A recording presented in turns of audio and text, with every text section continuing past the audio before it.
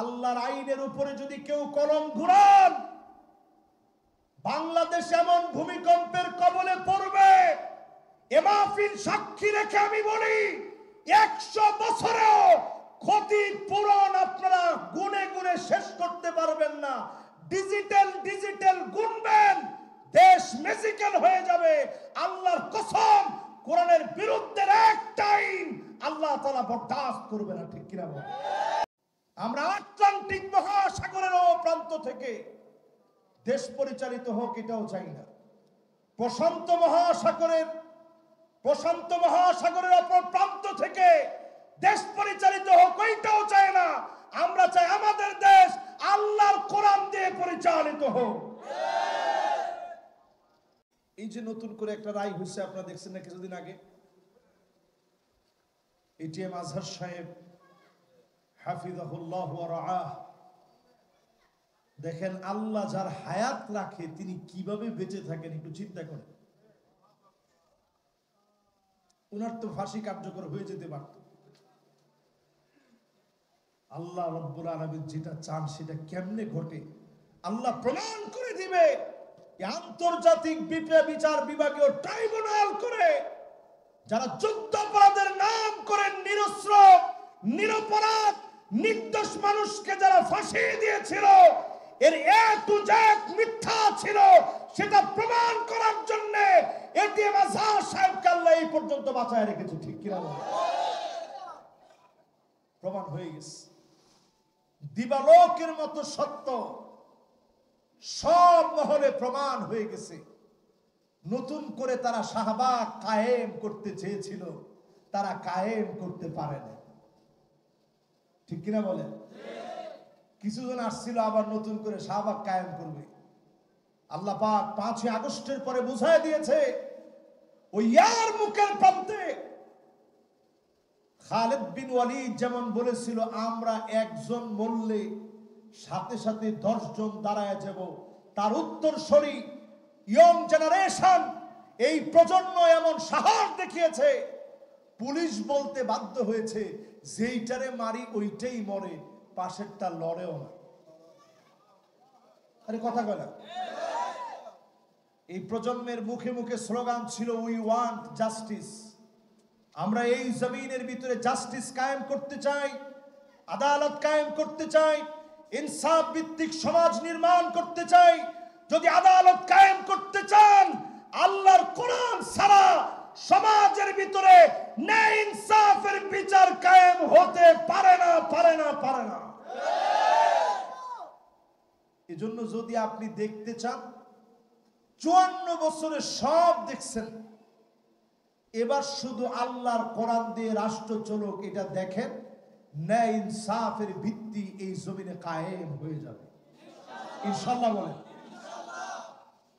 কয় নম্বরটা শোনাচ্ছিলাম মনে আছে? এবার চলেন 8 নম্বরে চলে যাই। 8 নম্বর, নবীর সাথে আমার মহব্বতের জায়গা। 8 নম্বর, আল্লাহর নবী আমার আপনার জন্য কাঁদলেন, শুধুমাত্র আজকে না, শুধুমাত্র এখন না। আল্লাহর নবী আপনার আমার জন্য সেদিনও কাঁদবেন যেদিন হাত গোড়া পুলসিরাত পার হতে গিয়ে কেটে কেটে পড়ে যাবে, পা গোড়া কেটে কেটে পড়ে যাবে, মাঝখান থেকে দ্বিখণ্ডিত হয়ে যাবে। সেই সময়ে নবীজি আমার পুলসিরাতের কিনারায় দাঁড়ায় দাঁড়ায় আল্লাহর কাছে বলবে, ইয়া রব্বি সাল্লিম, ইয়া রব্বি সাল্লিম। ও আমার আল্লাহ,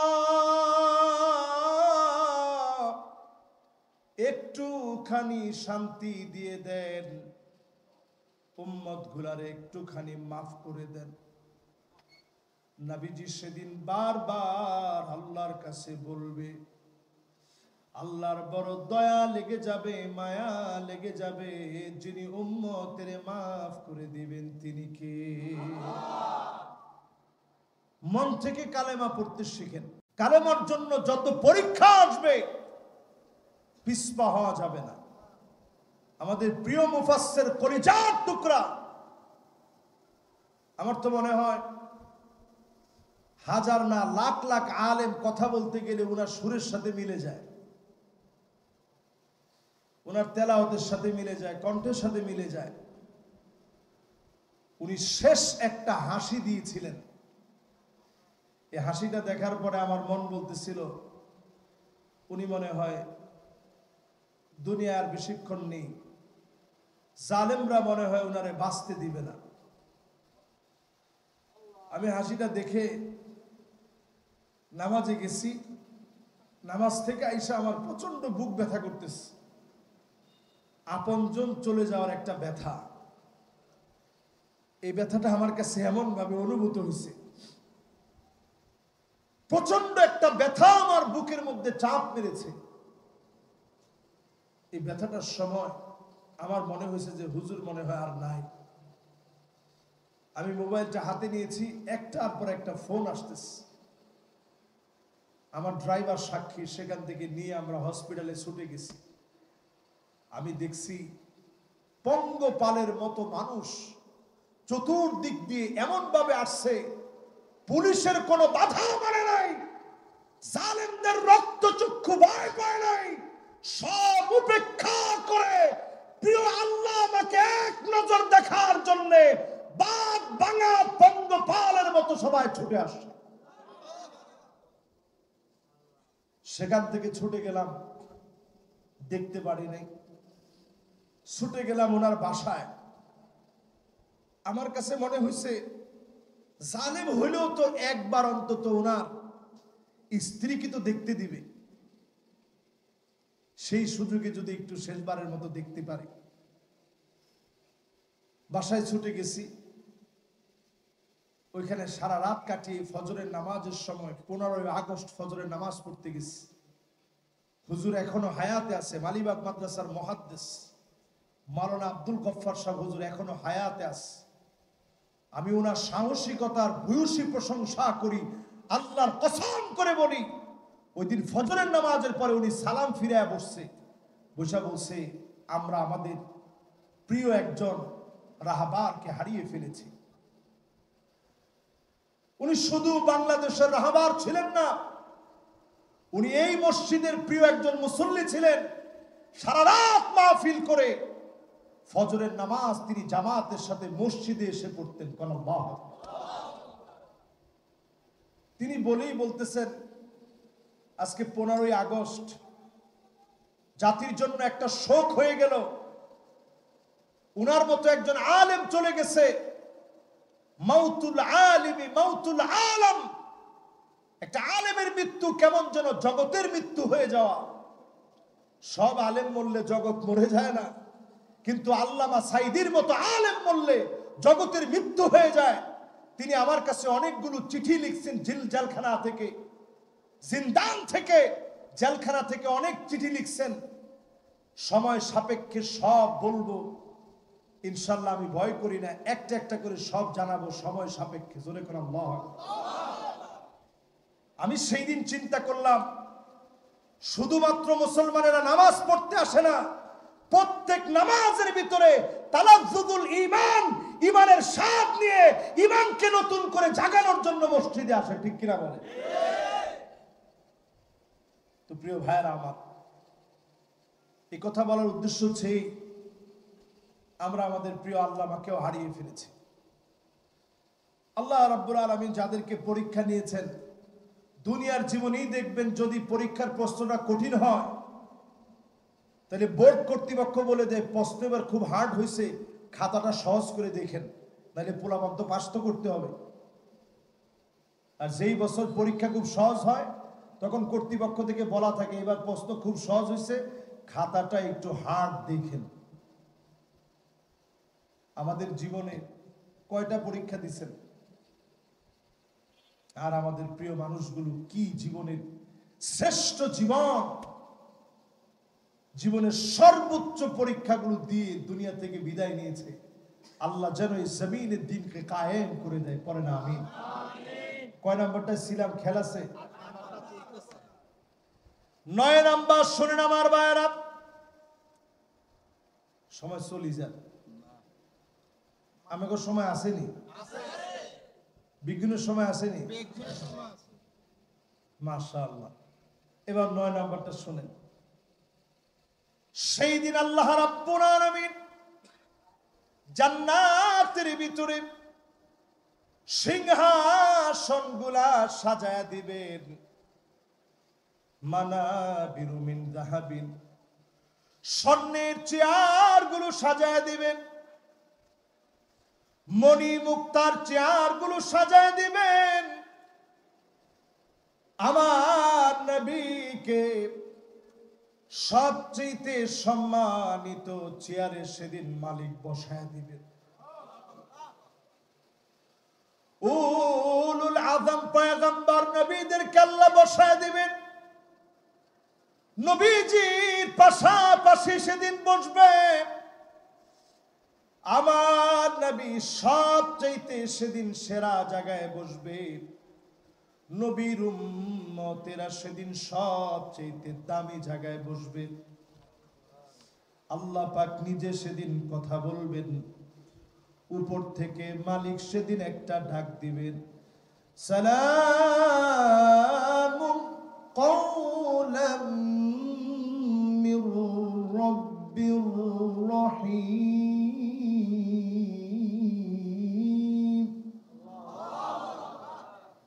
এটা তো আমাদের দুনিয়ার পচা কণ্ঠ দিয়ে একটা ডাক দেওয়া,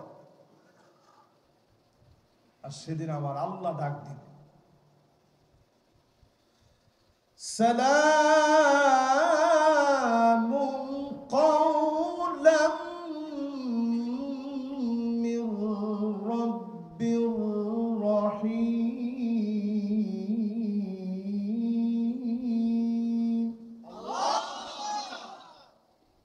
আল্লাহ আমাদের চোখ দিয়ে অনেক গুনাহ করছে, জবান দিয়ে অনেক গুনাহ করছে, কান দিয়ে অনেক গুনাহ করছে। আল্লাহ বড় আশা নিয়ে আজকে তেলাওয়াতটা করেছি। আল্লাহ আপনার সেদিন আপনার কণ্ঠের তেলাওয়াত শুনে আল্লাহ আপনি ধন্য বানায় দিন, বলেন আল্লাহ। আল্লাহ শব্দগুলো কেমন হবে সেদিন চিন্তা করেন। আল্লাহ, বান্দা সেদিন উপরের দিকে তাকাবে, কোথায় মাওলায়ে আজিমকে দেখা যায় না। আল্লাহ পাক সেদিন ডাক দিয়ে বলবে, ইবাদি হাল আনতুম রাদিন আন্নি, তোমরা কি আমার উপরে খুশি? জিজ্ঞাসা করতেছি কে? আল্লাহ। আচ্ছা, আপনার আমার মতো লোক সব যদি আল্লাহর উপরে নাখুশ হয়ে যান, আল্লাহ লস আছে? না। আল্লাহ বলবে, বান্দা তোরা কি আমার উপরে খুশি? সেদিন মানুষেরা সবাই আল্লাহ ডাক দিয়ে বলবে, সব জান্নাতি তো, আল্লাহর কাছে ডাক দিয়ে বলবে, কদ গফরতা যুনুবানা ওয়া সাতারতা উয়ুবানা ওয়া আদখালতানাল জান্নাহ ওয়া আ'তাকতানা মিনান নার।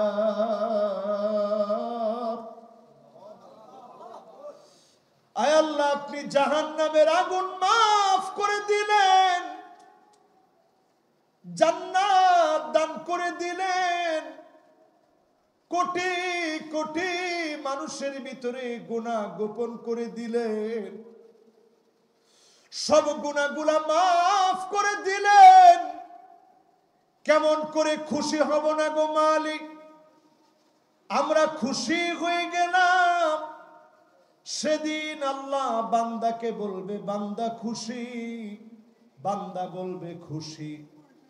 আল্লাহ বলবে, ইবাদি সালুনি উতিকুম, আমার কাছে কিছু একটা চাও, চাইতে দেরি হবে, মালিকের দিতে দেরি হবে না।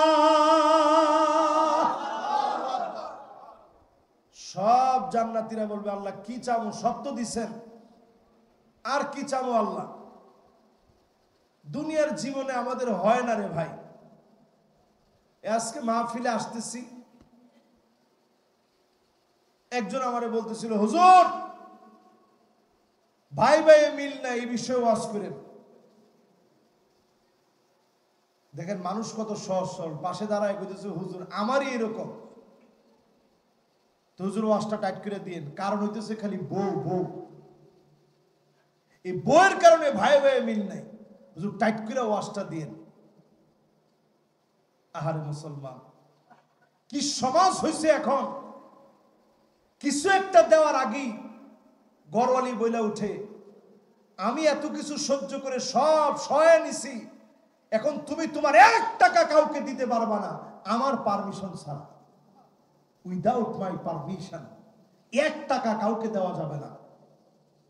ইচ্ছা বউ সারা বাংলাদেশে থাকলেও লক্ষ্মীপুরের মাটিতে নাই না, সব জায়গায় থাকলেও এই নোয়াগাঁওতে নাই। নোয়াগাঁও আছে না? না না, ইচ্ছা কথা কইয়েন না, নাগরিকত্ব কাটি যাবে কিন্তু। আচ্ছা, নোয়াগাঁওয়ের ভিতরে এরকম আছে? এটা শুধু নোয়াগাঁওয়ের ভিতরে না, এখন সারা দুনিয়ার ভিতরে ঢুকছে। কারণ সারা দুনিয়া এই কথায় একমত, দাজ্জাল আসার সময়টা সন্নিকটে আসতেছে। যত সন্নিকটে আসবে তত দাজ্জালের একটা গ্রাউন্ড তৈরি হবে, বাহিনী তৈরি হবে। দাজ্জালের বাহিনীর মধ্যে মহিলা বাহিনীগুলার চরিত্র এমন হবে, আন্না আনা সব আমার জিজ্ঞাসা করে উইদাউট মাই পারমিশন 1 টাকা তোমার মা বাপকে দিতে পারবা না, এমন মহিলার সংখ্যা দিন দিন বেড়ে যাবে। জিকি এরকম মহিলা এখন আসেনি? এরপরে দেখ, না না না ইয়ানে নাই, না না না এই সমস্ত কথা কইেন না, আসেনি ইয়ানে? আচ্ছা, এরপরে দেখবেন মান্নান, এটা কোনটা? সারা দিন আপনারা অন্তত 10 বার হেদি জিকির করে, আই দেখি ভাত খাই গেলাম, অন্য বেডি হইলে পোলাও খাইতো, হয়নি? অনেকে মাথা নিচের দিকে দিয়ে রাখছে, দিয়ে চিন্তা করতেছে হুজুর আরো কিছু থাকলে কম না। এরপরে দেখবেন হান্নানা, এটা কোন মহিলা সারাদিন কষ্ট করে আসছেন, এসে বলছেন বাবুর আম্মু 1 গ্লাস পানি দিও তো। ওরে বাবু রে বাবু, পানি দিও? তুমি কোন অফিসার, লই খাও তোমার পানি। জারির ঠেলা আপনি কইছেন না, দুষ্টামি করছে না, কি পানি? আর পানি পিপাসাই লাগে না, মাত্র পানি খেয়ে আসলাম, এখন পানি বেশি খেলে গলা সমান চলে আসবে, বমি হওয়ার সম্ভাবনা আছে। এরকম মহিলা এখন আছে না নাই? আরে এ ওয়াজ করলে অনেক মহিলারা মনে মনে করব হুজুরে কইলে কি হয়েছে, অভ্যাস চেঞ্জ করবো না, জেনে আছে এমনি, এগুন কি ফরজ নেই? হুজুরে কইলে এগুন কি ফরজ নেই? জামারে দেন লাগবে, ফরজ নেই এটা? মাশাআল্লাহ, হুজুর বলছে ফরজ না নেই। জামাই যদি হালাল কোন বিষয় অর্ডার করে, ওই অর্ডার মানার জন্য আপনি নারী হিসেবে আল্লাহর পক্ষ থেকে আদিষ্ট হয়েছেন, অবশ্যই আপনাকে এটা মানতে হবে, ঠিক কিনা বলেন? আর এখনকার আমাদের নারীবাদীরা শিখেছে, দেখেন কোনো সংস্কার নাই, কিন্তু অন্য কোনো কিছুর খোঁজ খবর তেমন নাই। আগেই কিন্তু নারীরা জমা দিয়ে দিছে, বেড়াগণ নেতৃত্ব মানন দরকার নাই। ঘরের ভিতরে কি আর, ঘরের ভিতরে কারো নেতৃত্ব মানা দরকার নাই। এমনি যে পরিমাণ পুরুষ নির্যাতনের শিকার, যদি নারী অধিকারের সংস্কারের নামে যদি এই সমস্ত 318 পৃষ্ঠা ব্যাপী যা সংস্কার করা হয়েছে, আল্লাহর কসম বাংলাদেশে যদি এই আইন আপনারা বাস্তবায়ন করেন, আজকের মাহফিলে লিখে রাখেন 2025 যাওয়ার আগেই আল্লাহর আসমানি গজব একটার পরে একটা আসবে, দুনিয়ার কোন শক্তি আটকাতে পারবে না। লিখে রাখেন, ভূমিকম্প আসবে বাংলাদেশে। 2025 ভয়াবহ একটা বৎসর হবে। আল্লাহর আইনের উপরে যদি কেউ কলম ঘুরান, বাংলাদেশ এমন ভূমিকম্পের কবলে পড়বে, এ মাহফিল সাক্ষী রেখে আমি বলি 100 বছরেও ক্ষতির পূরণ আপনারা গুনে গুনে শেষ করতে পারবেন না। ডিজিটাল গুনবেন, দেশ ম্যাজিক্যাল হয়ে যাবে। আল্লাহর তাআলা বরদাস্ত করবে না, ঠিক কিনা বল?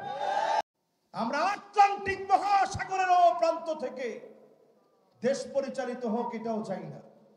প্রশান্ত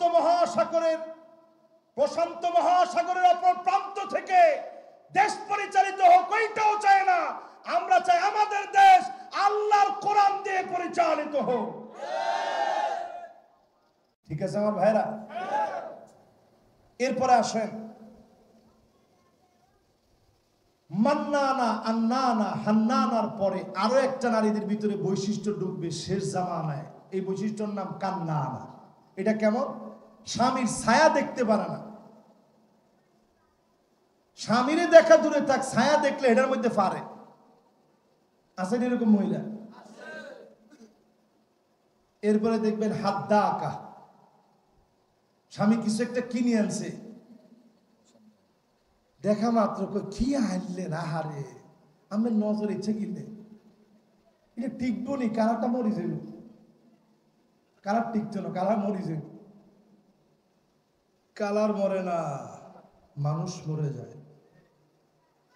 কালার মরবো কতক্ষণে, আপনি নিজে মরি দেবেন কতক্ষণ, এটা চিন্তা করেন। এরপরে দেখবেন সাদ্দা আঁকা, এমন সব মহিলা বের হবে কথায় কথায় স্বামীর সঙ্গে তর্ক যুদ্ধ করবে, মুখে মুখে কথা বলবে। আছে না নাই? অনেক মুরব্বীরা আমাদের সাইড হইছে চিন্তা করতেছে, হুজুর ইন কি কম, বউ বুঝে আমরা চোখে চোখে তাকায় কথা কইবে, ইন একটা কথা কইলেন। বাংলাদেশে 30 বছর আগের হিস্ট্রি ঘেটে দেখেন, অজু করে যখন আপনার দাদা বের হইতো, দাদি গামছাটা নিয়ে দাঁড়ায় থাকতো। আল্লাহ আকবার তো কইতে পারলেন না।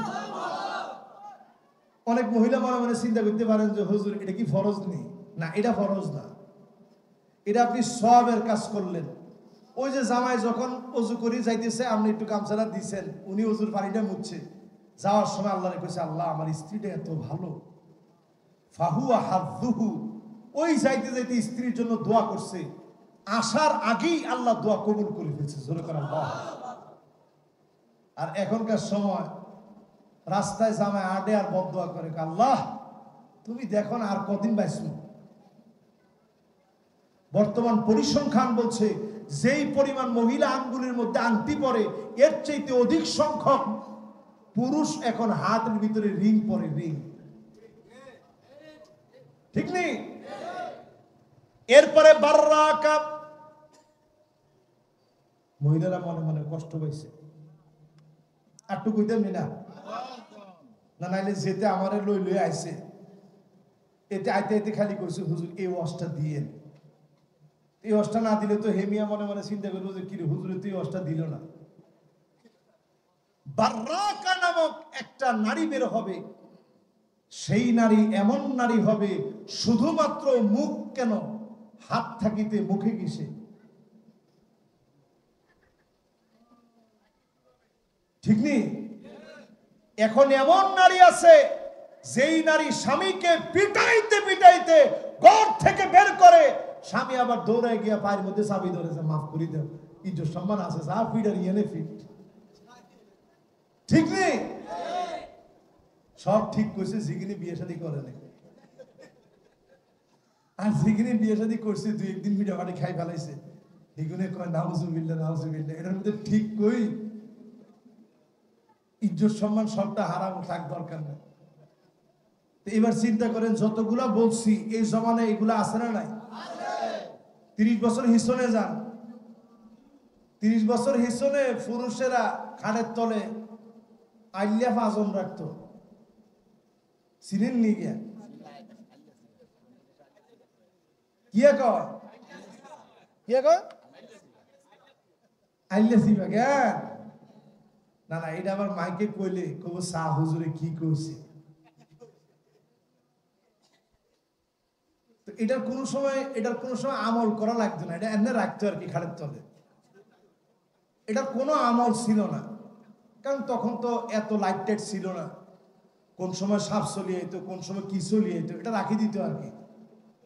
কিন্তু এটার জিয়ারতের কারণে মানুষের চরিত্র বহুগুণ বেড়ে যেত, বহুগুণ ভালো হয়ে যেত। বর্তমান সময়ে যেই চরিত্র সারাদিন খুঁজে পাওয়া যায় না, ওই সময় ঘরে ঘরে এরকম চরিত্র ছিল, ঠিক কিনা বলে?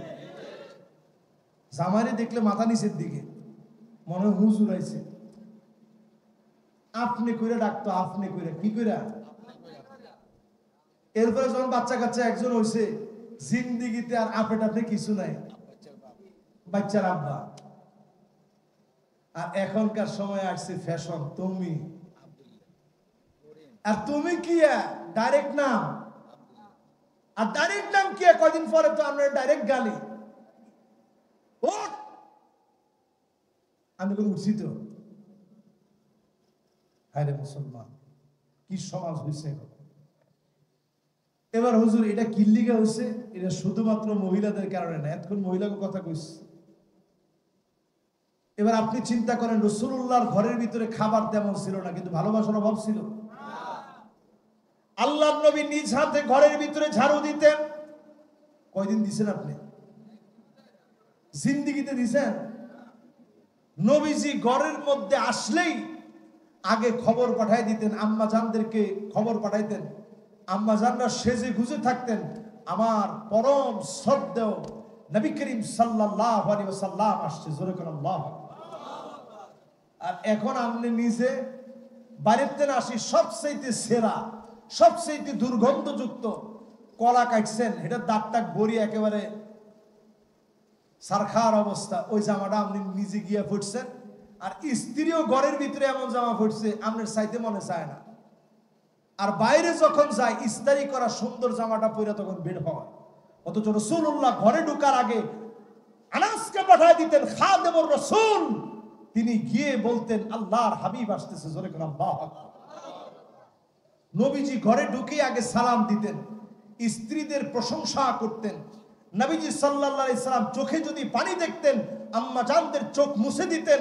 নবীজি নিজে তরকারি কেটে দিতেন, নিজের তরবারি দিয়ে রাহমাতুল লিল আলামিন আম্মা জানদের তরকারি কেটে দিতেন, জোরে করে আল্লাহু আকবার।